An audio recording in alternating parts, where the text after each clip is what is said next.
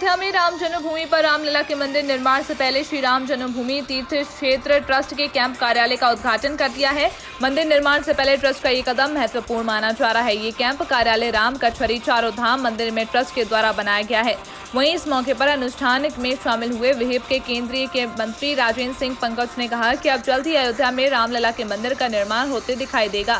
Camp कार्यालय पर trust की गतिविधियों से जुड़ी सभी जानकारियां उपलब्ध होंगी। राम जन्मभूमि परिसर में समतलीकरण के कार्य के दौरान ही ट्रस्ट ने अपने कैंप कार्यालय का निर्माण कर लिया था। शरीर में आत्मा रहती है और वो आत्मा ही सारे शरीर का संचालन करती है। वैसे ही किसी संस्था का जो कार्यालय होता है वो उस संस्था की आत्मा होती है और कार्य का संचालन उस केंद्र बिंदु से होता है। इसलिए श्री राम जन्मभूमि तीर्थ क्षेत्र ट्रस्ट का जो कार्यालय है, ये कैंप कार्यालय का आज शुभारंभ हुआ है।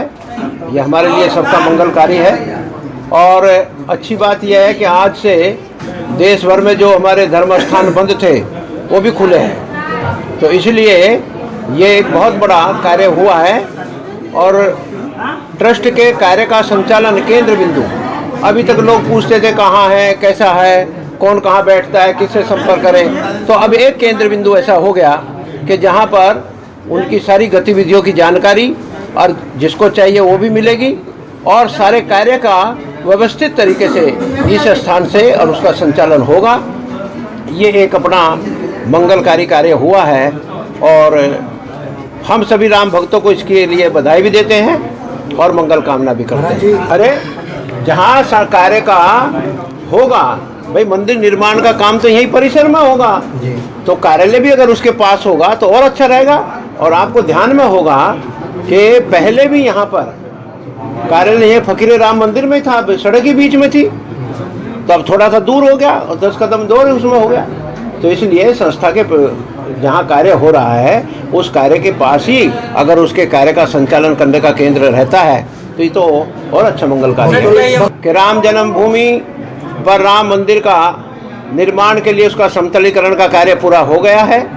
कंपनियां आ गई हैं, सब अपने अपने कार्य का संचालन करने के लिए अपनी भाव भूमिका तैयार कर रही हैं। पत्थर किस मार्ग से जाएगा, कैसे जाएगा, कहाँ जाएगा, वो सारा तैयारी हो रही है और निकट भविष्य में ही चंद दिनों में ही हम लोगों को और वहाँ पर काम होता हुआ दिखाई देगा। शिवलिंग पहले से ही है, पहले से ही है और हमने उस परिसर के अंदर में सभी देवी देवताओं का आह्वान किया है, अनुष्ठान कर रहे हैं, पहले दिन से अनुष्ठान कर रहे हैं और अभी वहाँ पर शिवलिंग का भी उसका कहना अभिषेक होगा 10 जून को। एक अभिषेक होगा, वो क्रम बना हुआ था उसका, कोई ऐसा कोई विशेष कुछ नहीं है, वो पूजा का एक अंग है, वो हो रहा है। कितने संत लोग जाएंगे उस पूजा अनुष्ठान में, करेंगे? हम काफी लोगों को सबको निमंत्रण देंगे, जो आएंगे उनका स्वागत है। अच्छा, क्या ये पता लग जाएगा 2-4 दिन में, ये पता है वैसे महत्वपूर्ण है ये पूजा अनुष्ठान है। अरे पूजा अनुष्ठान, पूजा स्थान महत्वपूर्ण ही होता है, कोई भी पूजा छोटी नहीं होती। राम मंदिर निर्माण, हाँ, और सब ये चीजें देश में जो आज इतनी बड़ी महामारी आई है उसके देश को निजात दिलाने के लिए और प्रभु श्री राम के मंदिर का कार्य प्रारंभ होने के लिए और निर्विघ्न संपन्न करने के लिए ये सारा अनुष्ठान हो रहा है। सर प्रॉपर वे में तो ऐसा है। लेटेस्ट न्यूज देखने के लिए प्राइम ब्रेकिंग न्यूज चैनल को सब्सक्राइब करना ना भूलें और साथ ही डेली अपडेट्स पाने के लिए बेल आइकन को प्रेस करें।